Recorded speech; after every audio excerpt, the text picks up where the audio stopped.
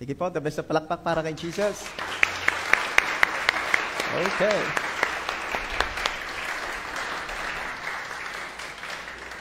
Good morning po. Gandang umaga po.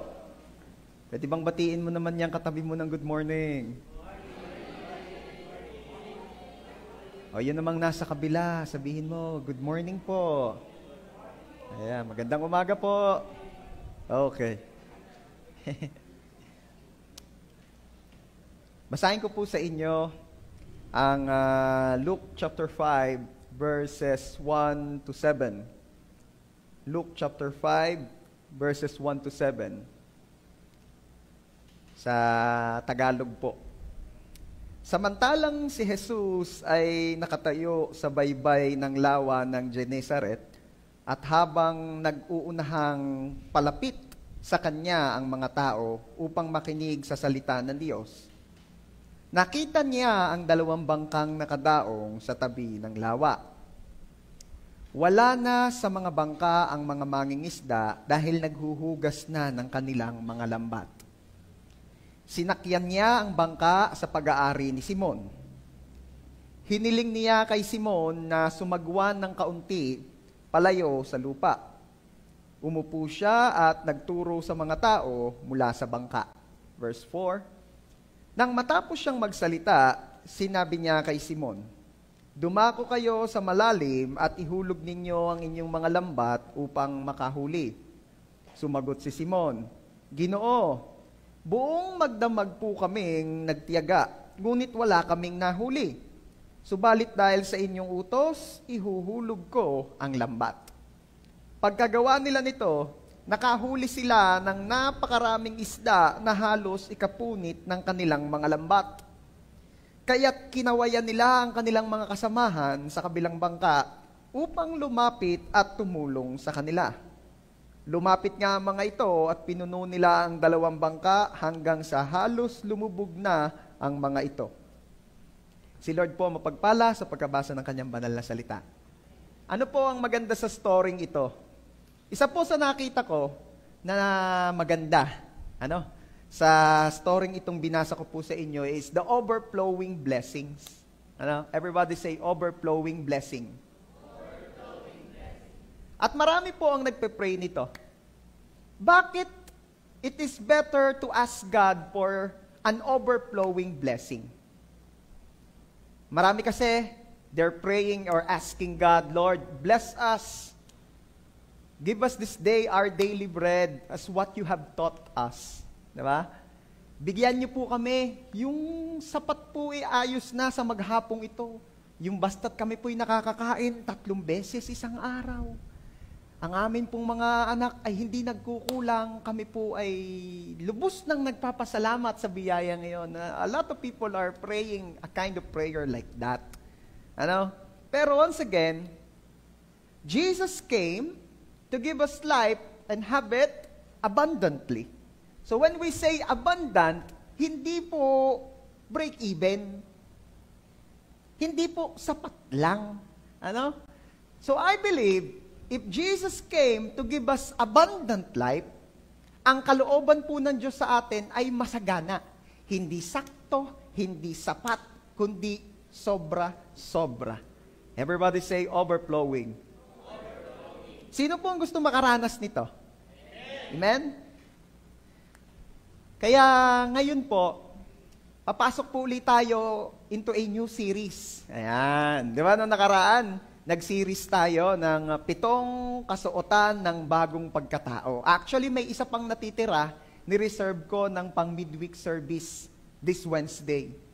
Kaya yung pinakahuli doon sa series na yon, huwag niyong imimiss. Pag-uusapan natin sa midweek service natin sa Wednesday. We will enter into a new series na ang title po ay Experience God's Goodness. Wow. Kasi ngayon po ay minarapat po na inyong lingkod na buong March ay mag-series tayo ng God's Goodness. So, ang series po natin, ang title, Experience God's Goodness. But this morning, hayaan niyo po na sa biyaya ng Diyos, ang i-share ko sa inyo yung part 1 na ang title po ay Experience God's Goodness to Your Finances.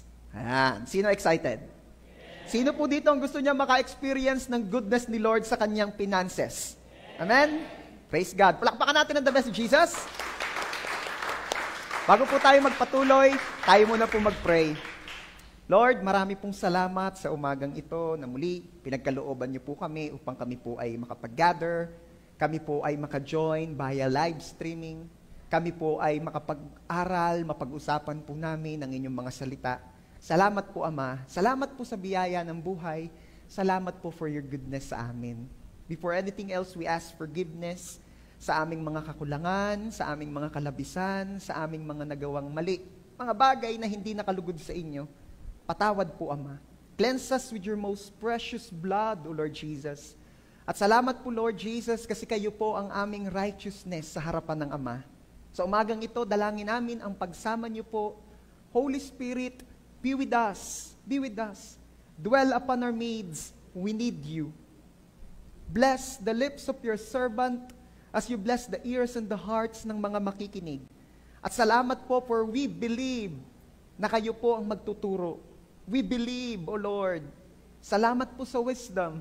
You are our teacher. You are our coach. You are our mentor.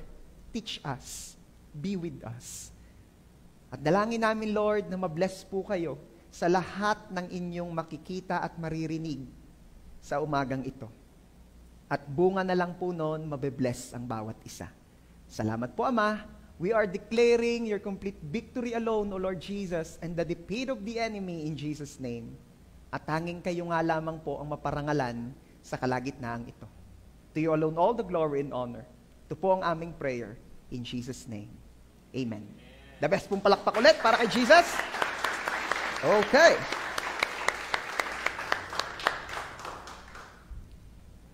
Sino po ang gustong makaranas ng goodness ni Lord sa kanyang finances? Amen? Oh, malakas ang amen, ha? Mukhang malaki nga ang pangangailangan, ha? Okay. Mahalaga po ang pera. Huwag po nating iisiping hindi ito kailangan o hindi ito mahalaga. Huwag maging churchy. Nasasabihin na ang pera ay masama, na ito'y hindi mahalaga. Nasasabihin ng iba ay pag sa simbahan, dapat yung pera hindi pinag-uusapan. Yung pera, yan pinag-uusapan yan sa mga money-making seminars, sa mga ang tanong sa iyo bago ka i-invite, open-minded ka ba? Yan, dyan yung pinag-uusapan. Pag sa simbahan, hindi. Sino may sabi sa inyo? Ito nga ang isa sa mga bagay na dapat ay itinuturo sa church. On how to be blessed, how to manage our finances. Bakit? Napakalaki po ng role nito sa ating spiritual life. Believe me. Ito po ang totoo. Hindi ka mabubuhay ng walang pera. Yun naman kunyari na lang yung nagsasabing mabubuhay ako ng walang pera. Who told you? Dati, siguro, dito sa bukid, sa probinsya, maaaring mag-survive talaga nung unang panahon kahit walang pera. Pero ito ang katotohanan ngayon. Talagang wala nang libre. Matagal din po ako nagstay sa Manila somehow at ito po napansin ko. Yung ganamang laking probinsya, inilipat mo ng Maynila. Talagang naribago ho ako doon. Bakit? Dito kahit papaano may libre pa. Sa Maynila, walang libre. Na-shock ako doon.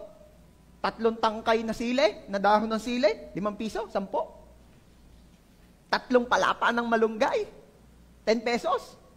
Samantalang dito, sa puno ka na lang magpaalam, pwede na. Kukuha na ho ako. Ikaw na rin ang sumasagot, sige! Kaya, hindi ka mabubuhay ng walang pera. Pwede mong sabihin, sige, meron ako nakita kasi sa internet na taong talagang cashless siya. Buhay. Pero ito napansin ko, wala siyang family. Wala siyang pamilya. Imagine nyo kung si pastor will live a cashless life. Sasakalin ako ni pastora. At magugutom ang aking mga anak. Kita nyo naman ang mga anak ko, bilog na bilog. Hindi pwedeng magutom yung mga yon. Okay? Lalo na si Elise, marunong nang humirit ngayon. Di pa lang siya nagsasalita, pero alam niya na, nahingi ng pagkain niyo, Ano pa? Gastusin sa bahay. Di mo naman pwede sabihin sa Batilik na pagka naniningil na sasabihin mo, hindi lamang sa pera nabubuhay ang tao, kundi bawat sa pananampalataya, bawat sa salita ng Diyos na namumutawi sa kanyang bibig. Hindi mo pwedeng sabihin doon sa magpuputol ng kuryente na, sige, putulin mo yan, hanggat may connection naman ako sa Diyos, okay lang. Di ba? Hello? Ano pa? Pag-aaral. Ito mapapansin ninyo. Di ka na napasok, pero babayad ka pa rin ng tuition. Yeah, talaga ang mga estudyante iilingan oo nga. Basta enrolled ka, kahit online, babayad ka. Hello? Kailangan ng pera. Ano pa, hindi ka makakapunta dito ngayon kung wala kang pamasahe. Kung commute ka, at kung may dala ka naman sasakyan, ano bang ibinili mo sa sasakyan niya? And actually, ano ba ang ipinambayad mo nung gas o nung krudo ng sasakyan niya? Hello? Hindi po pwedeng walang pera. Pambili ng damit. Yung mga damit na suot nyo yan. Pinagkagastusan yan. Mahalaga ang pera. And actually po, based sa isang research, number 1 cause ng divorce sa abroad, kasi wala man divorce dito sa atin, di ba? Number 1 cause daw po ng divorce ay financial conflict. Kaya nagkakaroon ng divorce. Marami po nagsasabi na si Jesus daw po ay walang concern pagdating sa finances. Kasi nakapix daw po ang eyes ni Jesus sa ministry. Knows na ba? Kung sinasabi po nila na si Jesus ay walang pakialam sa finances, mali po yon. Bakit? Mapapansin niyo po, sa 12 disciples, may isang treasurer. Di ba? Judas nga laang. Pero may treasurer. So, kung si Jesus hindi siya concerned sa finances, hindi na siya maglalagay ng treasurer. Lalabing dalawa na nga Maaabala pa yung isa sa pagkukompute. Diba? Judas nga lang. Anong lesson doon? Huwag kang maglalagay ng treasurer na Judas. Mahirap yan, nangungupit. Saka, yung mga silaw sa pera, pagpapalit ka sa pera. Yan ang mga lesson dyan. Pero hindi po Judas ang topic natin ngayon. Okay? Ano pa? Tinulungan po niyang makabayad ng taxes ang disciples niya. Remember the story? Sabi ni Peter, Lord, sinisingil po tayo sa buwis. Anong sabi ni Jesus? Ay, bayare. Batanggin nyo lang nakakaintindi nung bayare. Puntahe. Bigye. Diba? Batangas lang yan. Batanggin nyo. Saan sabi ni Jesus? Bayare. Sabi ni Peter, saan tayo kukuhang bayad? Pambayad. Pumunta ka doon sa may lawa. Mangawil ka doon. Manghuli kang isda. Yung unang-una mong mahuhuling tilapia, bakit pastor sabi niyong tilapia? Marami pong tilapia sa Sea of Galilee that time. Yung mahuhuli mong tilapia, buksan mong bibig, may pira doon, pambayad ng buwis mo at buwis ko. Sulong. Diba? Kung ikaw kaya si Peter, susunod ka, ang bawa sasabihin ko, John, pumunta ka sa palengke. Yung unang-una mong makikita, sa unang-unang pwesto na tilapia, buklatin mong bibig, may pira yaw. Susunod kaya sa akin si John? Sabihin naman ni John, si pastor ay may problema na ata. Okay?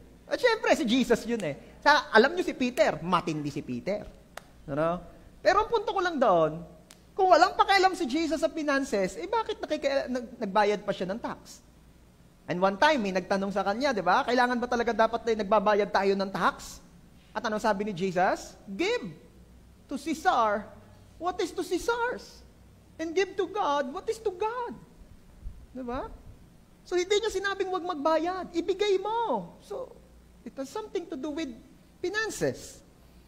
Ano pa?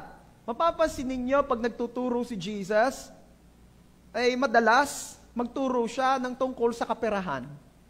Kayamanan. Di ba? Yeah, merong isang lalaking nakahukay ng kayamanan sa isang bakanting lote at nang nakita niya ito'y tinabunan niya uli. Umuwi siya, pinagbili niya, pera uli. Pinagbili niya lahat ng kanyang pagmamayari at binili, pera uli. Binili yung lupang iyon at kinuha muli ang kanyang kayamanan, pera uli. Diba? Merong isang mayamang lalaki na gustong umalis at nagtiwala sa tatlo ng pera. Pera na naman. Diba? At pag-uwi niya, tinanong niya, anong ginawa mo sa pinagkatiwala ko sa inyo? Di ba? Ito po ay aking ginamit sa negosyo at ang tubo po ito. Tubo? Pera na naman. Nakita niyo?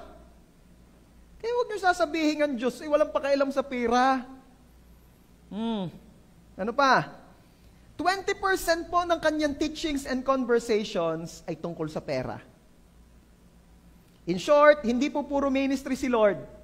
Alam niyang kailangan ng tao ang pera.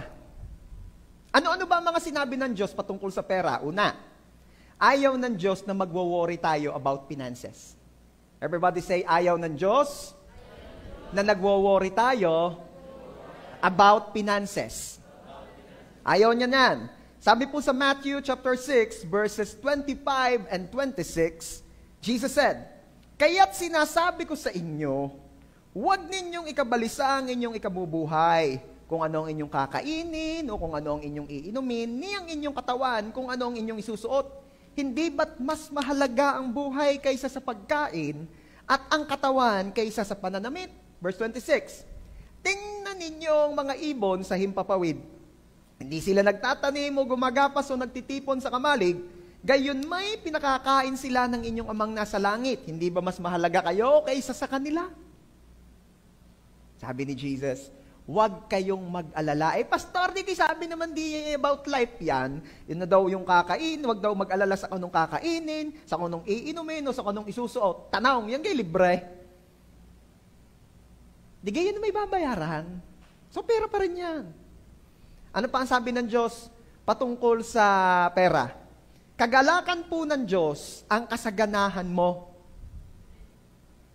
Sabihin mo nga dyan sa katabi mo, partner, it is God's delight for you to prosper. Ano sabi? Hindi ata makakapaniwala Yes! Will po ni God na tayo'y sumagana. Diba sabi ko nga sa inyo nung intro, Jesus came to give us life and have it abundantly. Si Jesus ay naparito upang bigyan ka ng buhay at buhay na malungkot ba? Kapos? Kulang? No.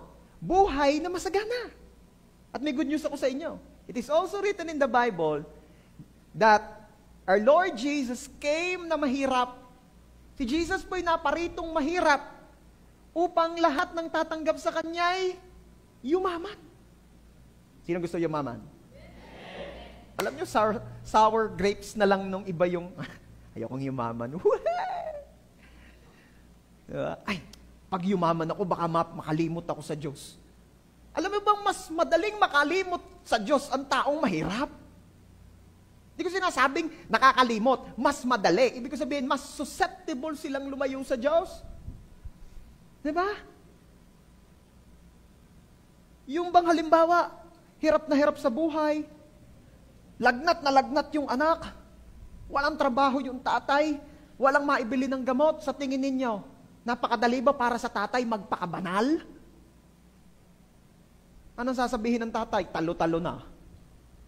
Mahirap ang sitwasyon ko kaysa mamatay ang anak ko. Ang unang-unang makakasalubong ko, tututukan ko na ng ice pick. Hihingan ko na ng pera. Bakit? Kaysa mamatay ang asawa ko, ang anak ko. You see? That is why it is God's will for us na mabuhay ng masagana kasi nga susceptible o mas prone sa kasalanan ang taong kapos. Di ba sabi nga ang taong gipit sa patalim kumakapit. O yung iba, alam ko nasa isip ng mga boys huwag nyo nang sasabihin niya. Sabi ng isa, ang kumpare kong gipit.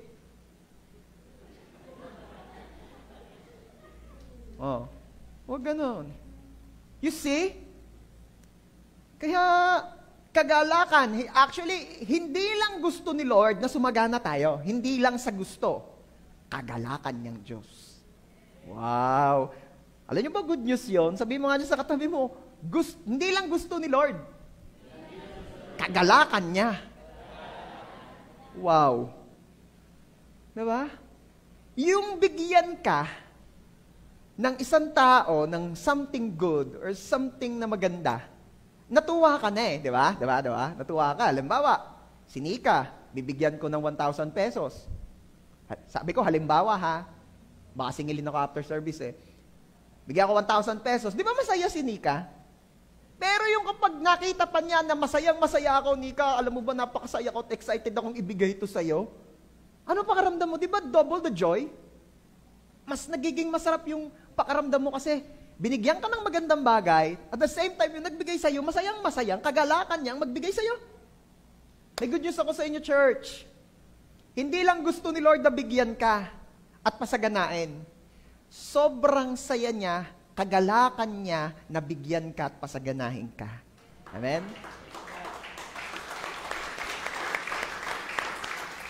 At hindi po yun gawa-gawa ni Pastor.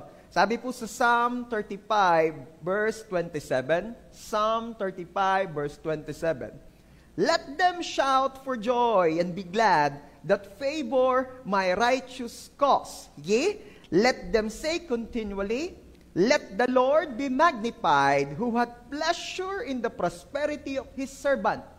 Paano dinescribe ng psalmist si Lord sa last part ng verse? The Lord who had pleasure in the prosperity of His servant. Ang Diyos daw po ay Diyos na nagagalak sa kasaganahan ng kanyang mga lingkod. Kaya kung ikay sumasagana, ang Diyos po'y nagagalak diyan. Amen? Kaya kapag alam na alam mo kapag halimbawa, meron kang kapitbahay na sumasagana, tapos in your heart ay hindi ka nagiging masaya for them, hindi sa Diyos yan, kapatid. Bakit? Ang Diyos nagagalak sa kasaganahan ng kanyang mga anak. So kung ikaw, hindi ka nagagalak sa kasaganahan ng kapitbahay mo, hindi sa Diyos yan. Ano? Huwag mong i-entertain yung pusong yan, yung emosyon na yan. Alisin mo, sabi mo, hindi. Inggit yan. Ayoko niya. Yung kapitbahay, nakapagpagawa ng magandang bahay, agad na yan sasabihin ano kayang illegal ng mga yan? Siguro yung mga yan may ginagawang hindi kalooban ng Diyos. Alam mo, yung iyong iniisip na yan ang hindi kalooban ng Diyos. Diba? Sa mga youth natin, pagka may tropa kayong magandang girlfriend, anong sinasabi niya? Sa halip na matuwa kayo, anong sinasabi niya? Bilhan mo ng helmet yan. Baka mauntog yan. Luma na yan ito ang bago Bro, wag mo ipapakita sa akin girlfriend mo, baka makakapaggusto sa akin. Yabang. Diba? Meron ako nakita sa Facebook, nag-birthday. Ang profile pic, may kasamang girl. Hindi ko alam kung girlfriend niya yon. Girlfriend ba niya yon? Hindi pa. Alam ba niya na in-upload niya yung picture na yon? Alam ng babae? Baka naka-hide doon sa babae. Pwede ba yon? Profile picture naka-hide? Anyway, nakita ko yung mga nagko-comment Talaga naman mga nambabash pa Hindi ka kayo sanay na itong taong ito ay may kasamang magandang babae sa profile picture niya. Sa halip na matuwa Birthday na birthday pa nung tao ha? Binabash, birthday na birthday. Sa iba-iba, dapat ang mga comment doon, bro, happy birthday, so happy for you. Ganon. Hindi yung, ingatan mo ang ulo niyan.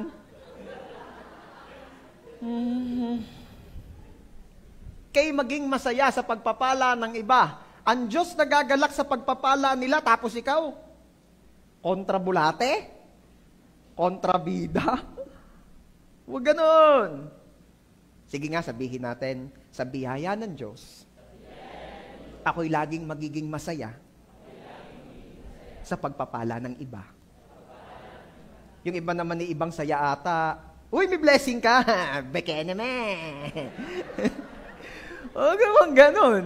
Baka ibang klase namang pakikigalak yan. Hindi lang pakikigalak yan. Didilihin siya.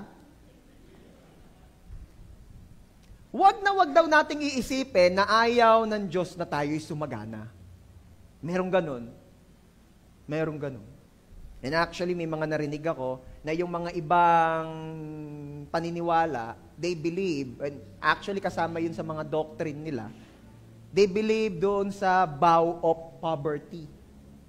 Na kailangan daw, kung ikaw ay lingkod nung kanilang paniniwalang yon, kung ikaw daw ay lingkod, kailangan daw ay hindi ka pwedeng maging mayaman. Ang tawag nga nila doon, vow of poverty. Kaya talagang sila hindi sila naghahanap buhay, hindi sila pwedeng yumaman, at namamalimos pa sila. At pag binigyan mo ng limos, hindi sasabihin naman nila sa iyo, Buddha be blessed. Yun, hindi sila pwedeng sumagana. Vow of poverty. Pero alam nyo, wala sa ating galon. Bakit? Ayaw ng Diyos na mangako ka. Alam mo ba ang ibig sabihin ng vow of poverty? Nangangako kang hindi ka yayaman. Sino nga dito ang gusto? Sige, simulan natin. Sabihin mo, nangangako ako'y hindi yayaman. Tanyo, ayaw nyo? Lalo na si Lord. Kagalakan nga niyang sumagana ka. Okay? Kaya wag mong iisiping ayaw ng Diyos na sumagana tayo. Joy po ng Ama na sumagana ang anak. Joy po ng Ama yon. Joy ng magulang ang kanyang anak ay sumasagana. Meron na ka ba kayong nakakwentuhan ng tatay o nanay na nagsasabi sa iyo, ako'y malungkot? Bakit? Ang aking anak ay nakapagpagawa ng malaking bahay. Ay, bakit po kayo nalulungkot? Ayaw ko nga siya magkaroon ng sarili niyang malaking bahay. Saka bumili ng bagong sasakyan. Halagang 3 milyon ang bili Ay, matindi pala ang anak ninyo. Ba't kayo nalulungkot? Ay, ayaw ko nga nang siya'y sumagana sa buhay. Meron ba ganon? Naalala ko yung tatay ko Nung naka-acquire po kaming mag-asawa ng hindi naman kalakihang lote, tuntua ang tatay ko. Hindi naman kalakihang lote, Di ba? At hindi ko rin nakakalimutan, si Queen ho kasi, yan 4 years old na Alam niyo yung mga edad na yan, mahilig ng magkaroon ng sarili niyang gamit. At alam niyo po, ang pabili talaga niyan sa akin, actually bago kami umalis, nagbibilin uli, buy me Bob the Train blanket. Ano ko namang hirap ng Bob the Train? Humanap na ako ng humanap, wala naman ako makitaan Bob the Train. Yung mga kapatid nating nag-o-online selling dyan baka may makita kayong kumot na Bob the Train. Miski magkano bibilihin ka. Basta hanggang 350 lang pababa. Miski magkano daw Abay, mahal na ang 350 Nakabili ako ng kumot nga sa palengke, 120 lang. Kaya mga babanatan niyo ako ng 350 sasabihin niyo, mura na yung pastor. Anyway, miski 350 pababa, basta Bob the Train. Kumot hindi punda. Tutuloy ko. Sa madaling salita, wala akong makitang Bob the Train. Ang nakita ko po ay Frozen. Ang nakalagay doon sa kumot, si Queen Elsa. Sensya na kayo hindi ko alam ang mga, basta si Olaf lang kilala ko doon Si Elsa nga, yung may yellow cheche. Yun na, si Elsa. Sabi sa akin yun daw pinsan niya ang mahilig doon Hana like Frozen, always. Me, Bob the Train. Tas, ano yung sakit sa akin puso nung gayon? Yung pag nagbigay ka sa anak mo are you happy? No. Why?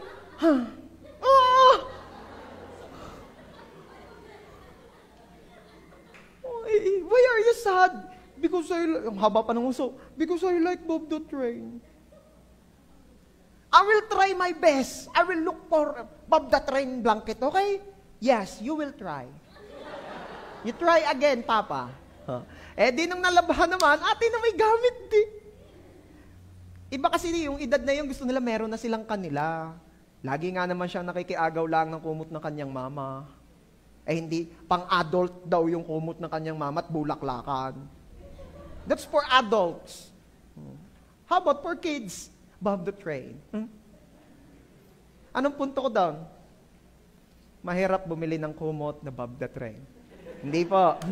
Ang lesson po doon, nung nakita ko naman ginagamit niya yung kumot na ibinili ko sa kanya, tigwa 120 nga lang. Talaga naman kasaya ko. And ang aking heart's desire, hayaan mo anak, hanapin ko talaga yung Bob the Train na kumot na yan. Dadagdagan pa natin ng Minnie Mouse, Mickey Mouse, Hello Kitty, name it. Paggagatigwa 120 lang, di kahit linggo-linggo may bagong kumot. 120 lang naman eh. Ano ang aking ibig sabihin doon? It is my joy, it is my heart's desire na bigyan ng bigyan, magkaroon ng madami ang anak ko. Ganun ang tatay, ganun ang magulang. Good news, church, may tatay ka sa langit. And it is His delight to prosper you. Ano sabi ko? It is God's delight to prosper us. Hindi po killjoy si God. Gusto ni Lord mabless ka. Ang lahat ng naniniwala doon, bigyan mo ng the best na palakpak si Lord. Ano pa? Ano pa ang sabi ng Diyos patungkol sa pera? Gusto niyang bigyan ng mabubuting regalo ang kanyang mga anak. Sabi po sa James chapter 1 verse 17, every good and perfect gift is from above, coming down from the Father of the heavenly lights, who does not change like shifting shadows. Alam mo, church, gusto ni Lord na bigyan ka ng mabubutit magagandang bagay. Nakita ninyo yung description ng author ng James patungkol sa gustong ibigay ng Diyos sa'yo. Hindi siya nagsettle sa good. Dalawang description, good and perfect. Wow. Kaya nga ito, madalas kong nababanggit sa mga kabataan, hayaan mong si Lord ang magbigay ng magiging partner in life mo in the future. Bakit? Kasi pag si Lord ang nagbigay, hindi lang good looking, perfect. Pastor, may perfect ba? Perfect para sa'yo. Ang sabi nga, di ba, sabi ng Diyos, pinatulog niya si Adan at gusto niya siyang bigyan ng kaparehang nauukol. So that's the term, nauukol. Aanhin mo yung beauty queen. Aanhin mo yung talaga namang tall, dark, and handsome. Kung di naman siya ang nauukol para sa'yo. Diba? Kaya when you pray, huwag ka lang magsabi kay Lord na, Lord, gusto ko pong boyfriend, yung matangkad. Kasi lahat na po kami sa pamilya namin, below 5 feet eh. Malahian naman po ng maganda-gandang lahi. Tapos, Lord, gusto ko sana, Lord, yung yung mapusyaw-pusyaw. Hindi na ako naghahangad ng sobrang puti. Mapusyaw-pusyaw, lahat naman ho kami, talaga ng mga kulay namin, Pilipinong-Pilipino, kayo mangging ligat na ligat. At Lord, sana naman yung may say naman sa buhay, hindi man ako naghahangad na sobrang yaman, pero hindi naman ako titipidin kahit sa load man lang. Di ba? Huwag ka magpe-pray ng ganun lang. At the end of your prayer, lagi mong sabihin, pero Lord, hindi po yung will ko, pero yung will ninyo. Kasi po, you said in your word na ang ibibigay mo is not just good, but perfect for me. Ha? Nox naman talagang, kanina hindi nakikinig eh. Bigla napanotes eh. Yung maganda yun. Hindi yung pagka nakakita ng sister, siya na ba? At yung tropa mo naman loyal sa iyo, lagi yung sagot, siya na nga. Ay, nako. Alam nyo minsan, ang hirap din kapag yung magkakatropa, pareho ang taste. Mahirap yung pagka magkakatropa, pareho ang taste. Kaya minsan sila nagkakaribal. Hindi. Experiencado po tayo dyan. Naalala ko noon, meron ding isang tropa na nagkakagusto kay pastora. Hindi nila alam na gusto ko rin si Pastora. Alam mo ba, ang sabi sa akin ng tropa, bro, tulungan mo naman ako mag-pray. Sabi ko, sige, ano ba pagpe-pray natin? Tulungan mo naman akong ipag-pray si sister. Sa isip-isip ko, ginigisa mo ko sa sarili kong mantika. Sige, pinagpe-pray ko. Sa isip ko, pinagpe-pray ko siya, napapasa akin, hindi sa iyo. At si Pastor po ang biniyayaan at pinaburan ng Diyos. Thank you, Lord. And I will always be thankful to God. Philippians chapter 3 verse 1, I always thank God every time I remember Pastora. Next naman. Matindi ho yung aking pangasawa ngayon. Hindi ako nire-replyan kung hindi devotion ang pagte-textan. Text pa noon walang chat Kaya noon, mas mapuhunan. Hindi ka ngaya ngayon, pre-data, messenger na. Noon, maglo-load ka talaga. Talagang hindi ako re-replyan kung hindi devotion ang pag-uusapan. Kaya ako isang damo ka lang devotion. At ano nangyari? Nung una in love ako kay Pastora, devotion ko. At mukhang yun naman talaga ang gusto niya mangyari ng aking wife, na in love ako lalo kay Lord.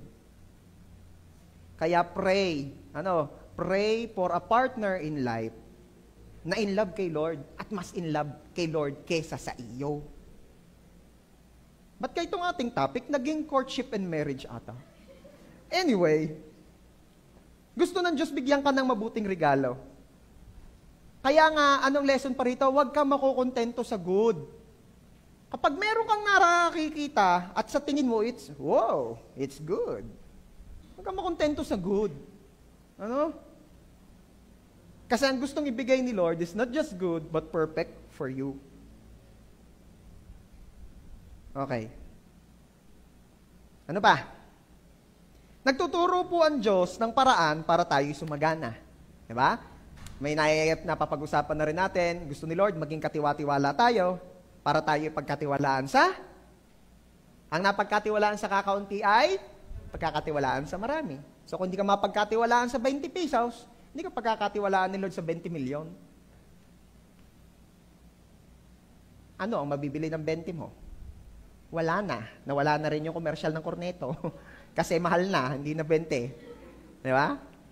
Actually, kahit nung may commercial pa, hindi ka rin makabili sa 7-Eleven ng 20 lang na Corneto. 25. Anyway. Ano pa?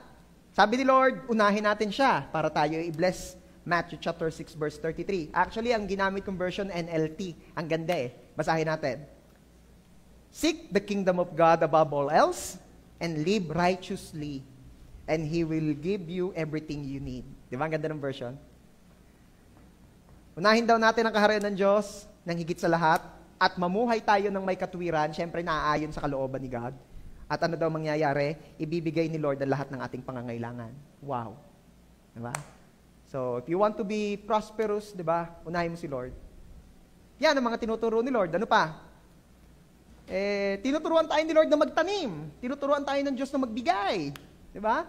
Kasi nga, ang sabi po, Luke chapter 6 verse 38, give and it will be given to you. A good measure, pressed down, shaken together, and running over. Di ba? Siksik, liglig, at umaapaw pa ang ibibigay sa iyo. For with the measure you use, it will be measured to you. Sapagkat kung ano yung sukat na ginagamit mo sa kapwa mo, siya ring sukat na gagamitin sa iyo. Kaya pag kurips ka, believe me, kurips din si Lord sa'yo. Ano yung kurips, Pastor? Kuripot. May nasasaktan? Wala nasasaktan dito. Sabihin mo nga dyan sa katabi mo, generous ako. Ito naman sa kabila, sabihin mo, generous ako. Yung nagsabi sa iyo na generous siya, sabihin mo naman, wala pa bang pinabibigay si Lord dyan? Sabi mo, generous ka. Ano naman ang sinagot sa iyo? Walang pilitan. Okay. So yan po, ang mga sinasabi ng Bible ni Lord patungkol sa finances. Intro lang yan. Di pa po tayo nagna-number 1. Nakita niyo? At number 1 to 25 po ito. So kailangan, mga hanggang 1:00 siguro tayo. Joke lang. Nakita natin ngayon na concern talaga si Lord pagdating sa finances natin. God wants us to experience His goodness pagdating sa ating finances. Mas madali na po para sa ating panampalatayaan na gusto ni Lord na hindi ka lang may blessing. Ang gusto niya, you are blessed to be a blessing. Diba? Magkaiba yun eh. I'm blessed, you are blessed. But when you are blessed to be a blessing, and di may kakayanan ka na mag-share. Yun eh. Paano yun ma-experience? Number 1. Sabi ko sa inyo, intro lang yan eh. Hayaan mong laging welcome si Jesus sa work or business mo. Balikan po natin yung story kanina sa Luke chapter 5. Sabi po sa verse 1 and 2, basahin ko po sa inyo. Samantalang si Jesus ay nakatayo sa baybay ng lawa ng Genesaret, at habang nag-uunahang palapit sa kanya ang mga tao upang makinig sa salita ng Diyos. And paano po natin ma-experience? Yang God's goodness sa ating finances. Number 1, hayaan mong laging welcome si Jesus sa work or business mo. Sabi po sa Luke chapter 5, verses 1 and 2, babasahin ko po sa inyo sa Tagalog. Samantalang si Jesus ay nakatayo sa baybay ng lawa ng Genesaret at habang nag-uunahang palapit sa kanya, ang mga tao upang makinig sa salita ng Diyos, nakita niya ang 2 bangkang nakadaong sa tabi ng lawa.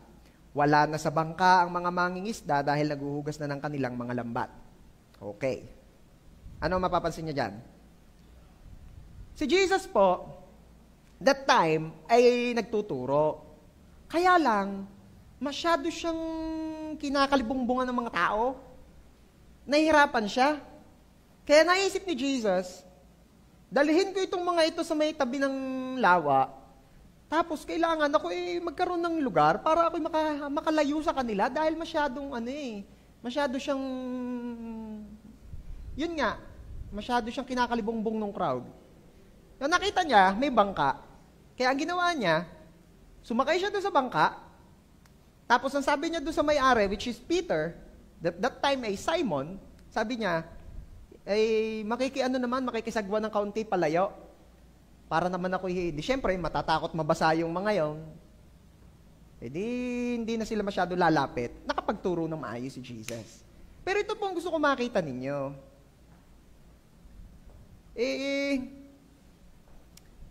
That time, si Peter po ay abala sa kanyang hanap buhay. Ano ba ang hanap buhay ni Peter? Siya ay fisherman. Siya ay mangingisda. Siya po'y abala. At di lang siya basta abala, siya po'y abala at the same time may disappointed.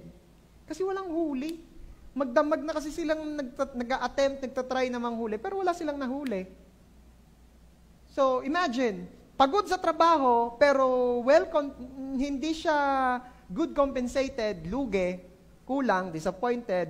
Then here comes Jesus, na humihingi pa ng atensyon, umaagaw pa ng panahon, at nagsasabi, bro, pasakay naman sa bangka mo. Di sumakay na.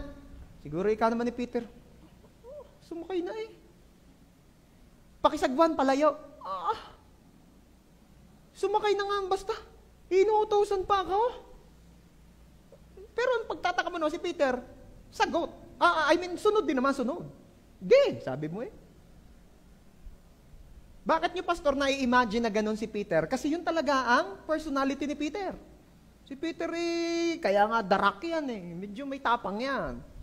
Ano sabi ni Jesus nung minsan?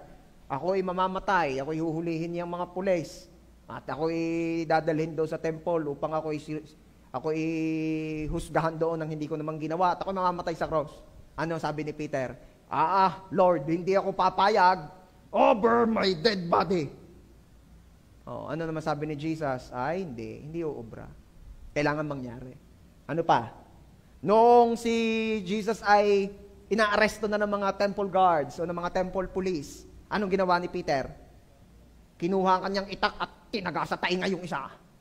Ha! Alam nyo si Peter, yan may tapang, pero hindi naman talagang matapang na matapang. Bakit? Kung talagang matapang, hindi sa liig. Bakit sa tainga? Anong sabi ni Jesus? Peter, pinulot yung tainga. Peter, alam mo, yang mga, dito lalayong nataga sa tainga, yang mga nabubuhay sa itak, ay mamamatay sa itak. Ha? Tatandaan mo yan. Tulala pa rin yung guard. Tapos kinapa yung tainga. Kumabit na. Tinuruan ni Jesus si Peter, yang nabubuhay sa itak ay mamamatay sa itak. Kaya huwag kayong masyadong matapang. Tapangan. Tapang-tapangan lang naman. Ano ang ibig sabihin? Kaya ako'y naniniwala na nung time na yon, ganun ang reaksyon ni Peter. Tatatay, kayo na may masyado ng mga, sumakay na oo. Sabay-sabay. Sagwa na natusan pa. Pero nung nakita niya, kahit gayon, pinaunlakan ni Peter si Jesus. Ano punto? Sa business mo, sa work mo, if you want to experience God's goodness sa finances mo, dapat hinahayaan mong welcome lagi si Jesus dito. Either in your work or in your business. Hello? Paanong paraan? Sa biyaya ng Diyos, always do our best. Sa atin pong trabaho or negosyo, do your best to be righteous. Ito kasi ang mga nagiging pagsubok sa trabaho. Diba? Meron akong nakakwentuhan na isang kapatiran. Pastor, ako magre-resign na sa trabaho ko. Bakit? Yung akin hong mga katrabaho, dinadaya yung kanilang time in, time out. Di ako naman ayaw ko. Nasisilip kami sa HR dahil kami daw ay magkakasama sa department. Bakit daw ako? Sakto lamang ako nag-out. Bakit daw yung mga kasama ko laging overtime?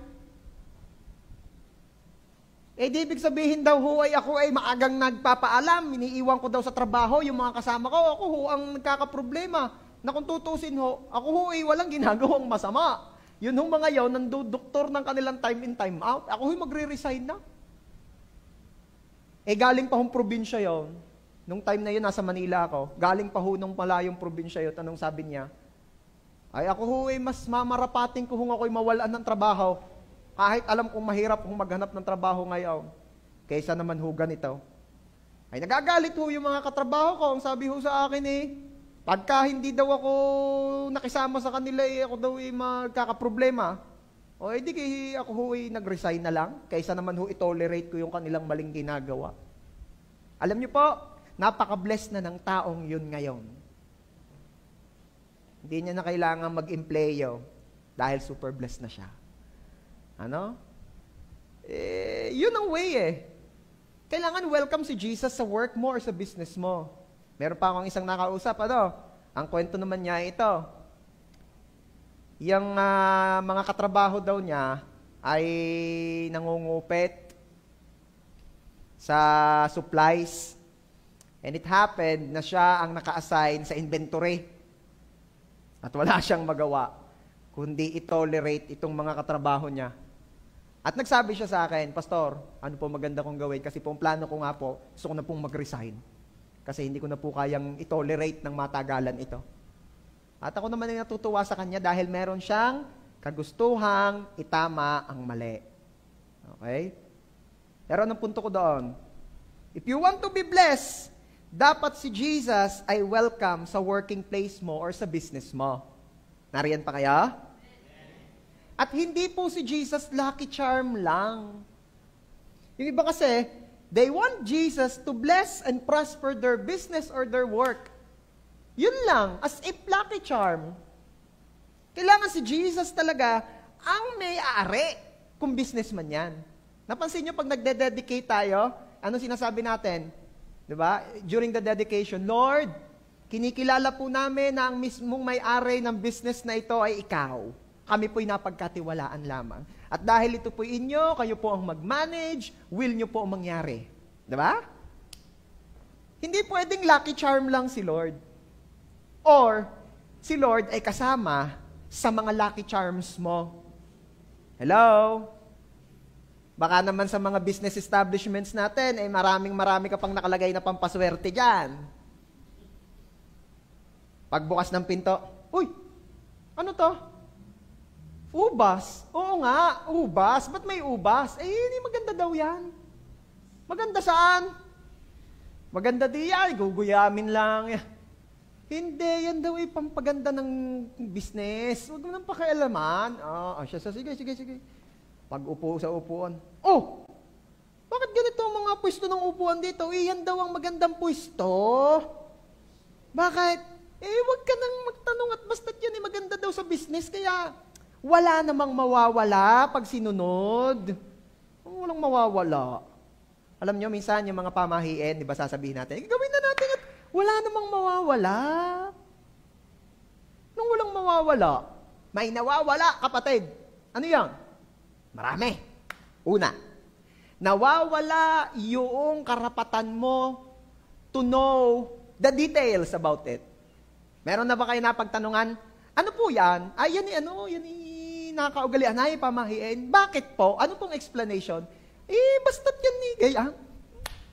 Di ba? Walang explanation. Ayaw nila mag-explain. Bakit? Kasi sa malamang, yung mga nauna sa kanila, ganyan din lang ang ginawa. So, nawala yung karapatan mo to know the details, to know the truth. What else?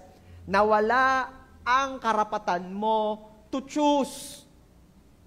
Meron akong isang kilala, hindi pa sila makapagpakasal kasi gusto na nilang magpakasal that year. Di pa sila makapagpakasal. Bakit? Kakakasalang daw ng kapatid ay sukob.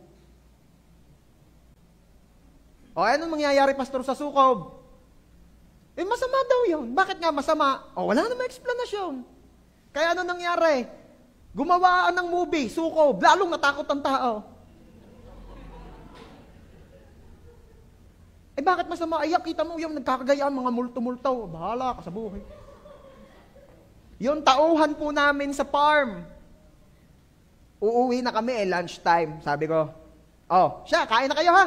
Kami uuwi na, di pa rin kami nakain. Ano bang ulam niya? Hindi naman, ako nagtanong, just to know kung may ulam na sila, hindi para kung masarap ang ulam, may makikikain pa ako. Ano bang ulam niya? Sardinas, boss? Ba't magtitiis kayo sa sardinas? Ang lawak ko ng farm kulang 3 hektarya. Ang dami ho doon, may mga talbos ng kamote, merong gabi, merong name it. Basta wag lamang yung aming mga alagang manok at baboy doon ang kakatayin nila. To make the story longer, short, di sabi ko, di samahan nyo ng talbos ng kamote, at yun igisa nyo ng kaunti, yung sardinas. Lagyan nyo ng talbos ng kamote, at tunay namang, pag may andok si Panes. Panes ang talbos ng kamote. Mas masarap, mas madami, mas masustansya, di ba? Alam niyo kung nasagot sa akin. Ayaw ho ni Mrs. Bakit?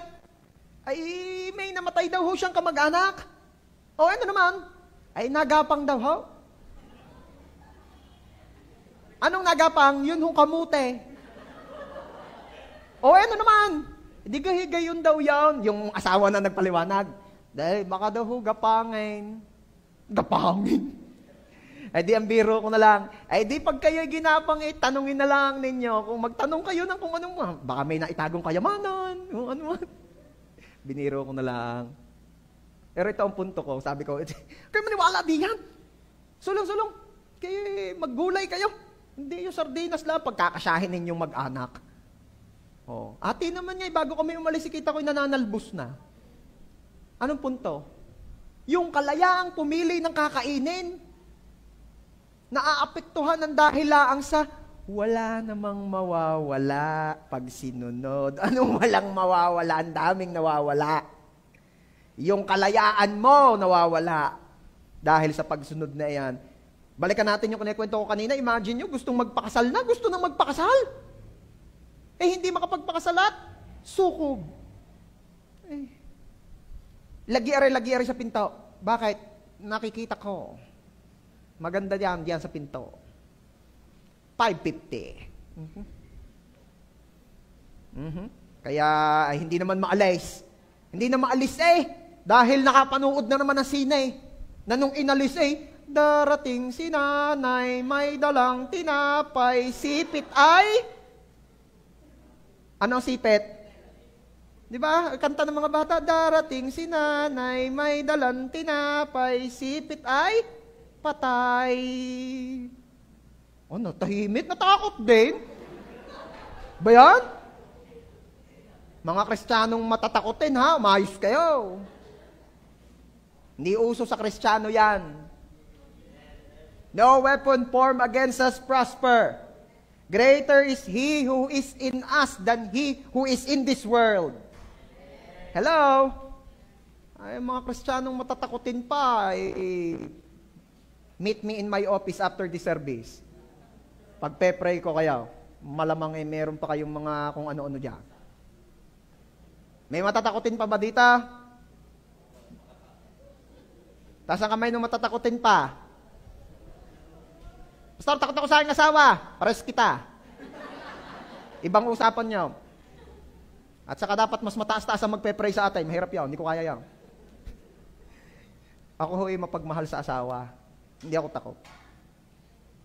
Saka hindi ko kailangang tapangan ng asawa ko dahil may kahit di ako matapang hinasunod. Sasabihin ko, Hay! Ako magsasaing ha, pagkatapos ko maglaba. Sunod walang magawa sa akin. Ako nasusunod sa bahay. Ba't kayo natawa? Hindi ko maintindihan yung tawa nyo. Yan Okay. Baka yan ang mga natatandaan ninyo at hindi tinuturo ko. Okay. Tuloy natin. Huwag niyong gagamitin si Jesus as one of your lucky charms lang. Baka naman meron kang padwa, meron ka dining garne, meron garne, at si Jesus ay kasama sa mga pampaswerting ito. Hindi pampaswerte si Jesus. Si Jesus ang mismong may-ari ng lahat, including your business. Okay? Ay, mga naniniwala pa sa pusa. Nakakaway.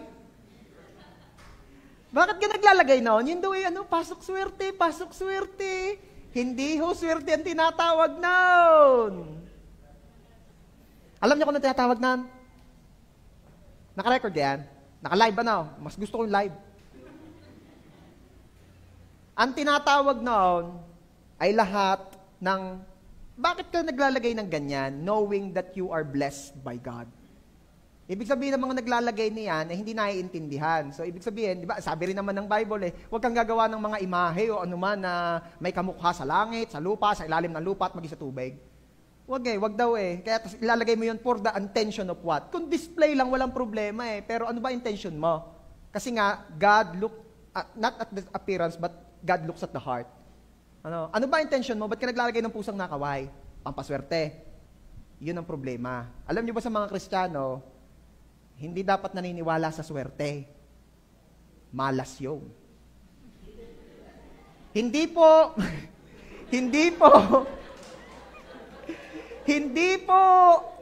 bagay sa Christians ang swerte. Bakit? Hindi applicable yan. Hindi tayo swerte. We are blessed. Sabi mo sa katabi mo, hindi ka swerte. You are blessed.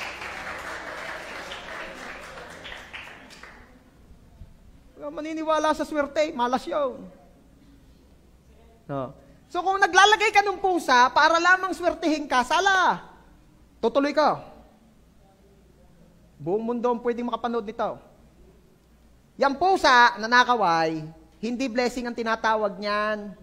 Dahil wala ka naman nakita sa Bible na gumawa ka ng pusang nakaway at tatawagin niya blessing. Mayos ka. Anong tinatawag niyan? Hindi blessing. Ay ano nga, pastor? Di yung kabaligtaran ng blessing. Hello? Natulala kayo, may pusa pa kayong gayon sa inyo, ano? Pagkalugi, parini. Walang benta, parini. Sulaw. Pastor, sinisiraan ninyo yung mga gumagawa ng pusang yun. Hindi, sasabi ko lang ang totoo. At kahit sa Bible may ganyan. Nagalit kay Paul yung mga gumagawa ng Diyos-Diyosan. Kaya nga sila pinakulong Sabi ni Paulet, saka nung mga kasama ni Paulet, lakaw, hindi naman Diyos yan, yun naman Diyos-Diyosan. Nagalit tuloy yung mga nagawa ng Diyos-Diyosan. Arihaw, nanggugulaw. Yeah, di kulaw. Oh. Pastor, di kukulong ka rin. Hindi. Bakit?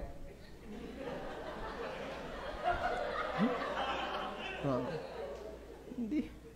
Uy, natatakot na si Pastor, natigilan. Hindi blessing ang tinatawag ng mga pusang nakaway. Hindi. Paano nyo nalaman, Pastor? Wala naman sinabi si Lord na gumawa niyan. Kaya nga naman ito yung nasabi ko na minsan at uulitin ko lamang. Sa halip na yung pusang nakaway ang ilagay ninyo, kahit sa sasakyan, kita ko mayroong pusang nagayon sa sasakyan. Ang ilagay ninyo yung asong natangaw. Tapos mag-declare ka na mag-declare ng blessing habang nagdadrive ka. Sino mga may sasakyan na rito? Maglagay kayo ng gayon. Ay, yung kinakalagay sa Bible, Pastor, wala. Ako na may sabi niyan. Yan ay natangong gayon. Ano naman kagandahan? No? Di mag-declare ka ng blessing. Sabihin mo, pagwapo ako ng pagwapo. Hindi iiling niyo. Ganyan lang gayon yung asong yun. Payaman ako ng payaman. Hindi na kontra yun. Ang buhay ko'y pangat ng pangat. Ang gayon ng asong yun. Tango. Mas magandang ilagay yun kaysa pusa. Hayaan mong laging welcome si Jesus sa work or business mo. Hindi lang siya lucky charm. Okay? Siya may-ari ng business na yan. Hayaan mong i-bless ni Lord. Ikaw. Welcome siya doon. Okay? Tuloy natin. Number 2. Paano maka-experience ng God's goodness sa finances? Si Jesus ang gawin mong number 1 priority. Everybody say, priorities. Diyan tayo nagkakatalo kung sino o ano ang uunahin. Pero I thank God sa buhay po ninyo na sa halip na unahin nyo ibang bagay, heto, naririto kayo ngayon. Spending quality time para kay God. Pwede bang palakpakan natin si Lord sa inyong mga buhay? Most especially, for those na mga, ngayon lang po nakarating dito, yung mga new friends po natin, saludo po ako sa inyo. Bakit? Alam ko, may mga schedules din kayong inyo Lalo na kung employed, itong Sunday, ginto. Ito yung panahon ng pahinga Pero binigay niyong time na ito kay Lord, kaya I believe the Lord will honor and bless your effort. Pwede bang palakpan din natin si Lord sa buhay nila? Wow. At gusto ko pong malaman nyo na kayo po ay super welcome dito sa JA1 San Jose family. Pamilya po tayo dito. Okay? Okay, tuloy natin. Si Jesus ang gawin mong number 1 priority. Sabi po sa Lucas chapter 5, verse 2 to 3. I will start with the second part po, yung 2b. Okay? Sabi ron, wala na sa mga bangka ang mga mangingisda dahil naghuhugas na ng kanilang mga lambat. Sinakyan niya ang bangka na pag-aari ni Simon. Hiniling niya kay Simon na sumagwa ng kaunti palayo sa lupa. Umupo siya at nagturo sa mga tao mula sa bangka. Ano napansin natin dyan? Si Paul na tuloy. Si Peter, busy. Nag-alilinis na ng lambat. Busy, pero lugi. Kasi walang huli. So imagine niyo kung anong emosyon na tumatakbo ngayon sa puso't isip ni Peter that time. Di siguradong buringot yan. Siguradong disappointed yan. Mainit ang ulo noon. Knowing pa ang personality ni Peter. Lugi. Sabay doon sa hindi kalayuan, kasi wala na daw sila sa bangka, di ba? Nakita ni Peter, may nangingialam ng bangka niya. Digay yung mga pagod, tapos hindi pa well compensated. Digay maiinit ang ulo niyan. Tapos wag mong papakalman ng mga gamit niyan, talagang magkakarbo kayo. Ayun lang, lugay. Pagtanaw na gayo sa bangka niya. Nasa kayo sa bangka ko Sino gayo? Hoy! Di ba? Kung batanggin nyo si Peter, siguro yan ligalig. Kaya nga nakapahita nyo sa story, walang legality, hindi Batanggin nyo Kung Batanggin nyo yan, ay, sinasabi ko sa inyo, kataas ay buhayin nyo ng talapya. Anyway, dito na. Nakita niya, di siguro nilapitan, nagkausap sila nilapitan. Binagsak ang lambat, galit Ay! Sasakay-sakay di yan. Ano sabi ni Jesus? Ipagsagwan mo nga ako. Inutusan pa. Inutusan pa. Pagsagwan mo nga ako. Ay, iba ito. Gay! Namangha siya dahil barakuhin ito si Peter barakuhin. Ba't ko nasabing barakuhin? Sipin nyo, i-advance natin yung story ha. Nung marami ng huli, hindi sila magkaintindihan, anong ginawa niya? Humiyaw doon sa mga kasama, Hoy! Tulungan niyo ako dinay! Di kayo tulungan yung mga kasama, di barakaw? Kaya gusto ko pag nagbabasa kayo ng Bible, basahin nyo, imagine nyo nandun kayo para makita nyo, mas maunawaan nyo. Di barakuhin nyo. Kaya siguro na-win din ni Jesus ang approval ni Peter kasi barakuhin pero hindi na silaw. Ay! Nagawa mo diyan? Sabi ni Jesus pagsagwan mo ako.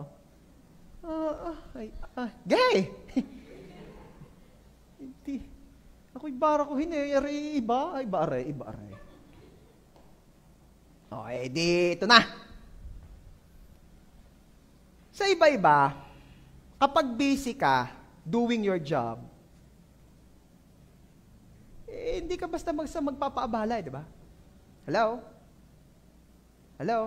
At di ba napag-usapan natin last Sunday na yung pagpapa-interrupt, kindness.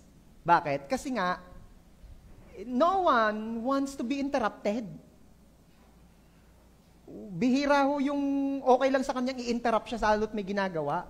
Lalo pat yung may ginagawang disappointed, i-interrupt mo, good luck. But look what happened. Disappointed, pagod, in-interrupt. Ano nangyari? Blessing. Anong punto? Kapag busy ka doing your job and God calls you, what is your response? What is your response? Naalala ko yung story Merong isang pamilya na ang negosyo ay paghahalaman. Paghahalaman, di ba? Kaya mabenta ngayon sa mga plantitas yan. At kahit may mga plantitos na rin ngayon. Ito na. Araw ng linggo, mag-anak sila at decided sila mag-church. Biglang may dumating, buyer ng halaman. The problem is, wala na sila sa bahay. Nasa church na sila. Itong dumating na buyer, galing abroad, nagpasundo sa sasakyan nila sa family nilang sasakyan. Nagpasundo sa airport at hindi nagpadiretso ng bahay. Sobrang gustong makabili ng halaman, doon nagpadiretso. Kita niyo 'yon? Talagang nakakahiya itong sitwasyong ito. Kasi talagang sa halip dumiretso sa bahay yung OFW, nagpadiretso doon sa bahay nung maghahalaman para bumili ng halaman. Ito na, kagitnaan ng service, nasa church, yung mag-anak, tumawag ngayon si buyer, sabi ni buyer, Hello, Mrs., narinig ho ako ngayon sa inyo. Sabi nung babae, paano ho kayong mapapapunta sa amin? Hindi kayo nasa abroad kayo? Hindi, narinig nga ho ako ho'y umuwi na. Narinig na kayo sa inyo? Hindi, narinig ako sa inyo. Sa inyo? Sa inyo. Narinig kami sa bahay niyo? Ang gagawa niyo riyan? Ay, bibili ako ng halaman. Actually, nakita ko mga halaman mo, ay papakyawin ka. Gayong gahaw. Kikwenta si Mrs. Ang dami piro na. Ma'am, pupuntahan niyo na ako dito. Pasensya na po kayo. Bakit? Narinig ho kami sa church. Hindi pa ho tapos ang service Makakapag-intay ga ho kaya? Matagal ho magturo ang pastor namin. 2 oras at kalahati, intro pala. Makakapag-intay gaho kaya? Ay gayong ga, ay ako'y dumiretso pa din alam mo gayo kararating ko lang. Ako'y nagpasundo sa airport, sa halip na ako'y magpadiretso sa bahay, ay di ako dumiretso sa inyo. Baka naman magagawan mo ng paraan. Ano sabi nung maghahalaman? Pasensya na ho kayo. Ang linggo ho ay sa Diyos. Binaba na nung buyer at ni minsan hindi na daw uli kumontak. Ano nangyari, pastor, doon sa maghahalaman? Maghahalaman pa rin. Napagpalaga po, kasi kadalasan ni gayon, marami nagahumbinta, yung mama nagahaw, malaki nagahaw ang garden, gayon pa rin. Pero ako'y naniniwala na in due time, hindi makakalimutan ng Diyos yung good deed niyang yon, yung pag-una niyang yon sa Diyos. At time will come, the Lord will prosper them. Amen?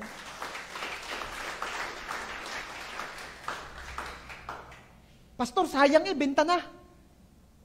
Di ka sabi po ni Lord sabi ninyo kalooban ni Lord na buhay na masagana. Ay, masagana na yun Ba't hindi pa pwede naman magpaalam, mauunawaan naman po ng Diyos. Yun ang problema natin, church. Lagi na lamang si Lord ang umuunawa. Lord, di ba naunawaan mo naman? Ako'y mag-excuse mo na, Lord, ha? Naunawaan mo naman. Oo nga naunawaan naman tayo lagi ni Lord. Hanggang kailan na lagi tayong uunawain? Pero imagine mo, pag si Lord ang inuna mo, pag si Lord ang pinrioritize mo, believe me, ipa-prioritize ka rin niya. Ay, nako. Kaya, make sure na si Lord ang number 1 priority.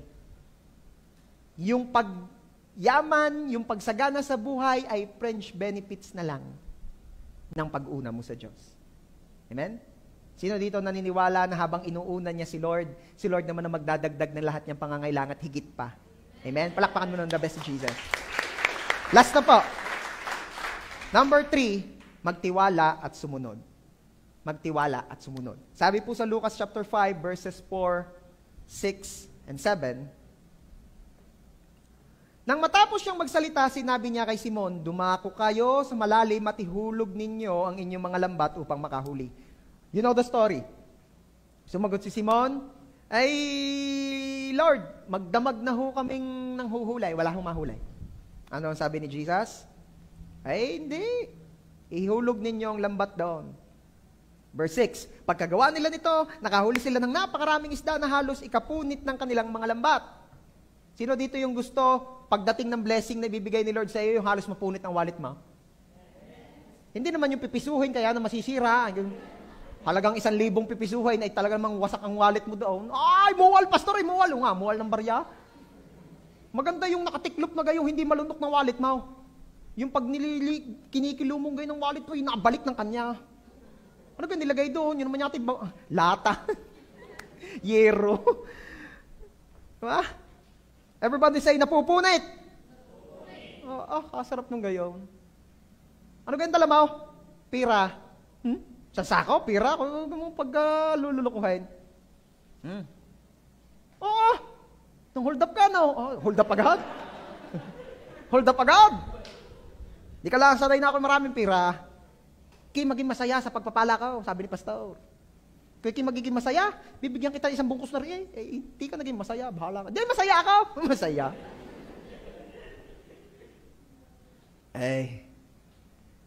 Halos mapunit. Kaya't kinawayan nila ang kanilang mga kasamahan sa kabilang bangka upang lumapit at tumulong sa kanila. Lumapit nga mga ito at pinuno nila ang 2 bangka hanggang sa halos lumubog na ang mga ito. Anong dami noon? Di kayang bangka, kaya ginawa para lumutang. Hello? Ibig sabihin talagang yun design para madipit ang law of buoyancy. Ano yun, pastor? Ewan ko, basta ganyan. Hindi lumubog. Halos lumubog daw. Anong dami ng isdang yan? Sino gusto maka-experience ng grabing blessings? Gusto ko rin yun. Pero anong gusto ko makita ninyo doon sa story? Sabi ni Peter, Lord, natry na ho namin manghuli. Buong magdamag. Wala ho kaming nahuli. Ano ang sabi ni Jesus? Subukan nyo ulit. Subukan nyo ulit. May revelation. Maaring nung mga nakaraang panahon may sinubukan ka. Pinag-pray mo naman. Dinedicate mo kay God. Hindi nag-prosper. Maybe this is the right time for you to try again.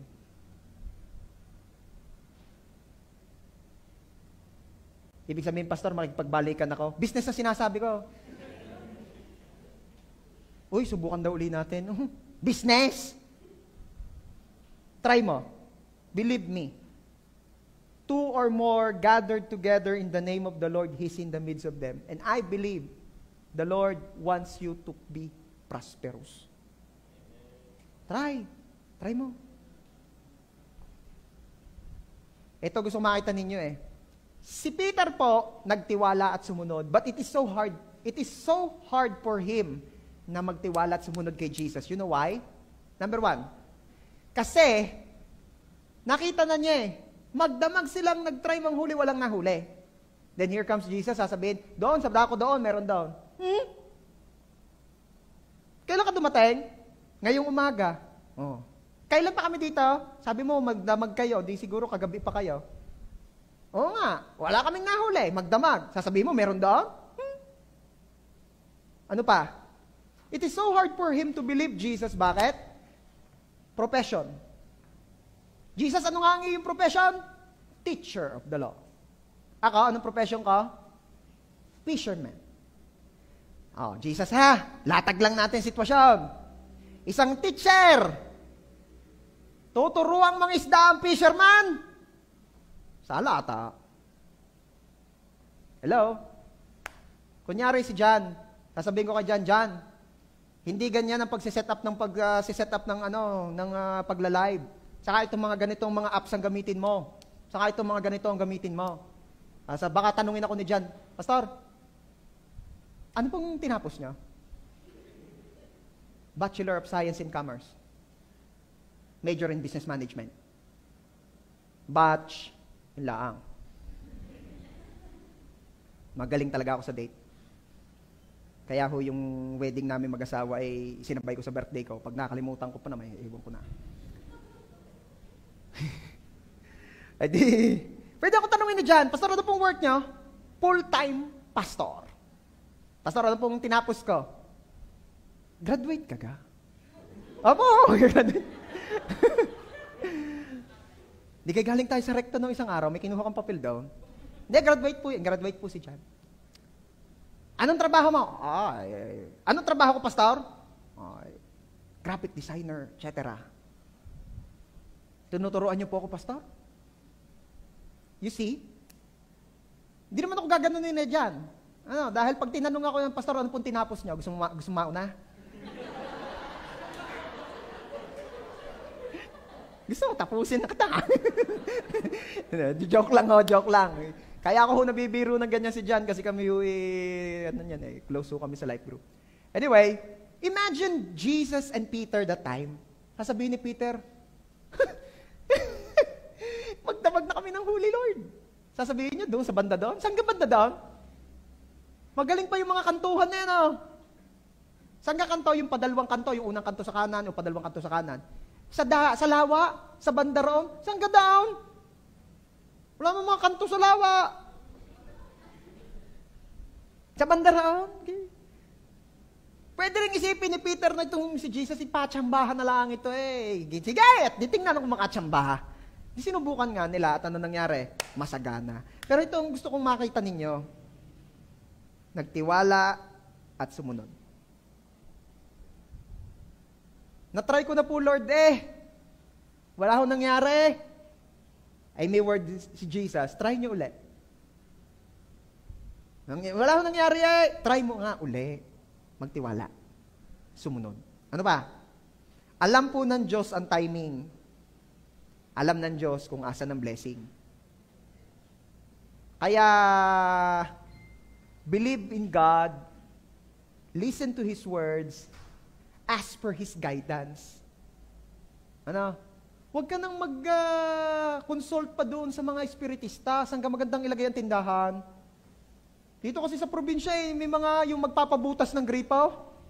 Naghahanap pa ng mag-aanteng. At ituturo kung nasan may tubig. Di ka lahat naman yung may tubig diyan. Di na mayroong malakas ng tubig din. Sa business, saan ka magandang ilagay ang tindahan? Dini yung maganda diyan. Huwag gayon. Si Lord, ang tanungin mo, pray for it. Ask guidance, ask wisdom. Alam niya ang timing, alam niya kung nasaan ang blessing. Kaya pag sinabi ni Lord, ihagis ang lambat, ihagis mo. Sumunod ka. Huwag ka nang magpatumpik-tumpik. Bakit? Alam ni Lord na timing na ng blessing mo. Mamaya, when we pray, and maybe God will talk to you at sasabihin niya sa'yo, believe me, I believe, I know that the Lord will talk to somebody here mamaya. At sasabihin malamang salbaw, sabihin ni Lord sa'yo, hoy, alam mo yung katabi mo, nagpilit lang yan umattend eh. Ang pamasahe niyan, one way lang, pero yung pabalik, wala na. Maglalakad na yan. Taga saan ganyan, pastor? Taga ano yan? Taga Lipote. Maglalakad, taga Lipote? Oo. Bigyan mo. Pastor, di ako naman ang maglalakad. Sabihin naman ni Lord, ayan na naman, taga-dagatan ka lang. Dagatan nga, dulaw. Di ako naman ang maglalakad, Lord. Ay siya, ihagis mo ang lambat. Ano gagawin mo? Ihahagis ko ang katabi ko. Believe me, ako, naniniwala na after nito, patapos na tayo, we will pray, the Lord will talk to you.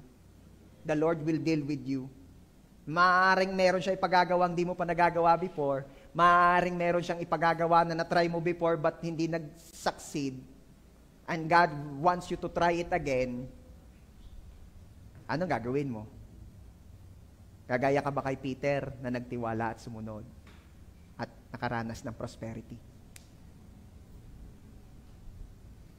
As we end, the last question ay ito. Bakit po ako magtitiwala at susunod? Bakit po ako magtitiwala at susunod sa Diyos? Dahil ang Diyos na nagsabi ay mabuti. Bakit po ako magtitiwala at susunod? Dahil ang Diyos na nagsasabi sa iyo ay walang ibang hangad kundi ang ikabubuti mo. Bakit ako magtitiwala at susunod?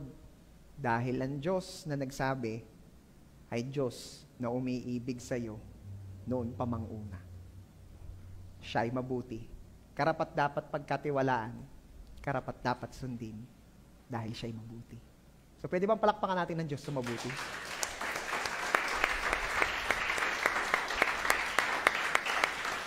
As we end, we will pray. We will pray that the Lord will let us experience His goodness sa ating finances. I believe that the Lord wants na ang bawat isa ay sumagana sa bawat mabubuting bagay. It is written in the Bible sumagana sa bawat mabubuting bagay upang sumagana rin sa mabubuting gawa. So today, as we close our eyes, bow down our head, let me pray for you. Father, in the name of our Lord Jesus, nagpapasalamat po kami once again for this wonderful day. Truly, in your presence, there is fullness of joy. Kaya naniniwala po kami, kayo po ang nangusap sa aming lahat, including me. Kayo po ang nangaral sa amin. Salamat po. Ama, dalangin po naming lahat ngayon, paranasin niyo po ang bawat isa ng goodness mo when it comes sa aming finances. Lord, hindi po lihim sa inyo ang aming sitwasyon ngayon. Na kami po ay kumaharap at patuloy na humaharap sa pandemic at sa mga resulta nito. So right now, Lord, we are asking, ituon niyo po ang inyong paningin sa amin. And let your goodness, ang muli ay aming maranasan, most especially sa aming mga finances. Lord, I pray, let us experience financial breakthrough in Jesus' name. Na lahat ng nakakaranas ng kakulangan, we pray, pasaganahin niyo po sila, Panginoon. Pasaganahin niyo po kami, Panginoon. You said in your word na hinayaan mong ika'y dumating na dukha upang lahat ng mananampalataya sa iyo ay sumagana, yumaman. Lord, we are claiming your promise. And let us experience, O God, yung goodness mo when it comes sa aming mga finances.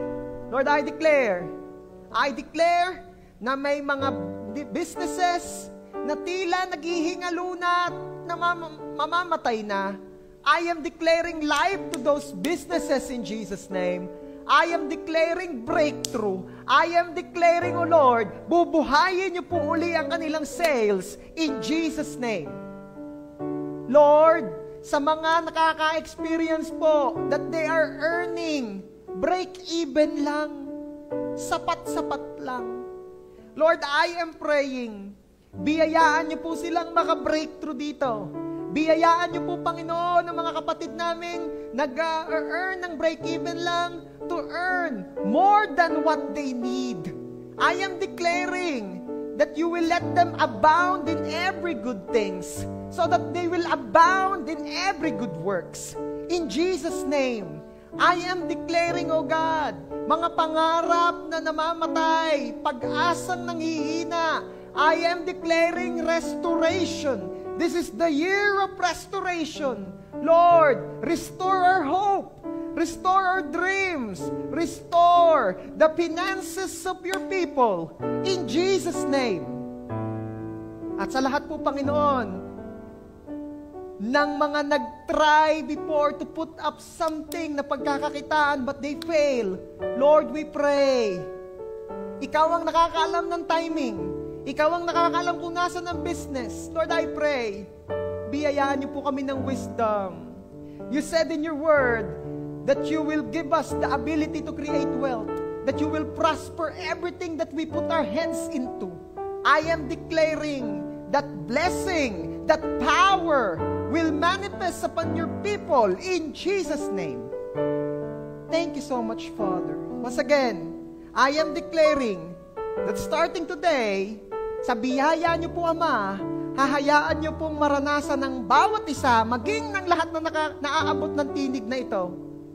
Pararanasin niyo po kami ng inyong goodness sa aming mga finances. I am declaring and releasing God's goodness sa aming mga finances, sa aming mga trabaho, sa aming mga negosyo, sa lahat naming pinagkakakitaan. I am releasing God's goodness. God's goodness ang aming mararanasan. You are good, God, and it is your delight to prosper your people. You take delight in the prosperity of your people. Lord, prosper your people. Salamat po. To you alone all the glory and honor. Ito po ang aming prayer. In Jesus' name. Amen. Praise God.